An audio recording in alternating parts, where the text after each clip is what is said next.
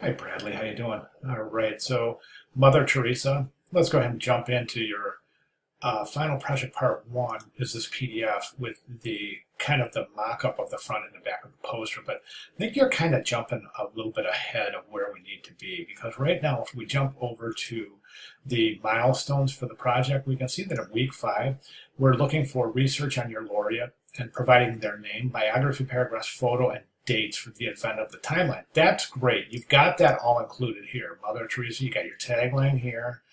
Then you've got the name here. You've got your bio information, and then you got your information for your timeline right here. So you've got, and then your image.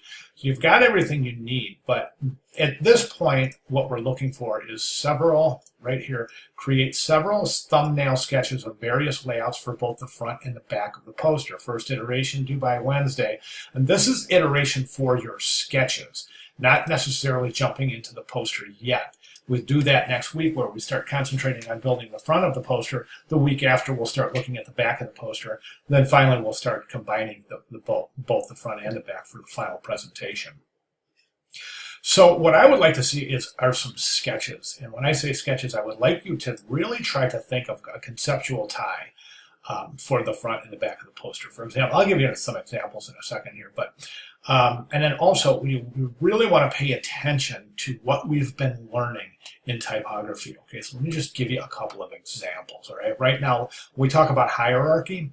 Right now, this tagline here is taking first position in hierarchy because it's larger than this. And if it's not taking first position, it's certainly giving the title a run for the money, so the viewer really doesn't know where to look first. Now remember, we established a typographic hierarchy based on contrasts in size and in weight. So keep that in mind while developing the relationship between your headline and your tagline. We jump over to the back of the poster, and these, for example, you're breaking a couple of pretty significant typographic rules here. One is your character count. This character count, remember, optimal character count is in between 45 and 69 characters or so. And right now we have, these are just each of these lines is well over 100 characters. Now that's the characters, the spaces, and punctuation. So if you count those all up, these are well over 100. So the other thing that I think is being broken here is that you're presenting large bodies of text in italic. And that, again, is something that we have learned in class that is not an optimal decision to make. Also, think about your margins. You're really close to the margin here and here. But I'm getting ahead of myself. I just want to really pay attention to a lot of the typographic things that we have learned. Now, in terms of what we have here, what I'd like to see in your sketches is I'd like to see some conceptual ties between, what's happening, what is Mother Teresa known for, what are some of her iconic memories, and what can we use to build concept on the work on Mother Teresa. Okay, so for example, I'm going to show you an example of a really great concept development, and I want you to think about how you can tie things like this into your own work. Okay, and this is the piece right here, Martin Luther King. I've shared this with a lot of other students because it's just probably one of the best examples I've ever seen in concept development. So you have Martin Luther King, and if you jump over here into the course presentation, right here, this is week 5 presentation. You can see these little examples right down here of simultaneity, visual transformation, visual substitution, visual exaggeration, and visual correspondence, and how each one of those can be developed to create a concept based on just, viewing letters. So this one is substituting the 2 in for the T for twice, concepting of creating a strong conceptual tie between the 2 and the word twice in something that is very interesting and very legible and makes sense.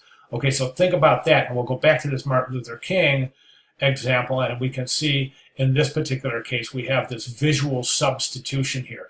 This designer has taken the E out of Luther and substituted an equal sign. It works perfectly, right?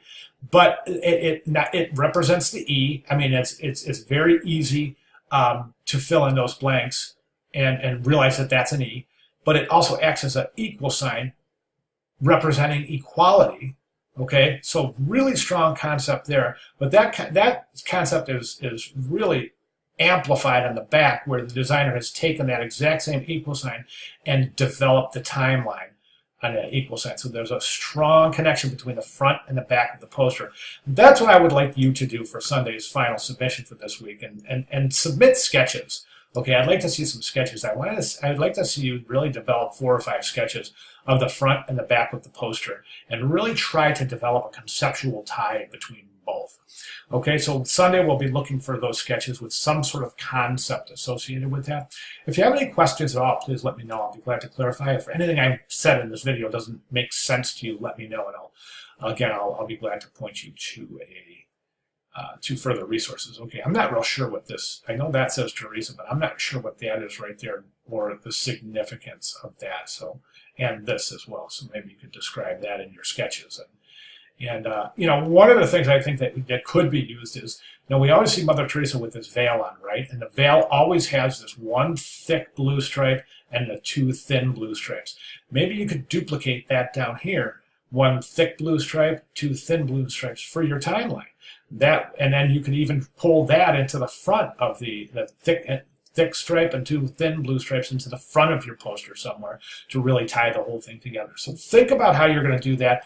Represent with sketches, at least 3 or 4 sketches showing some conceptual ties and some ideas for your layouts for the front and the back of the poster. All right, as I said, any questions, please feel free to let me know. Thank you very much.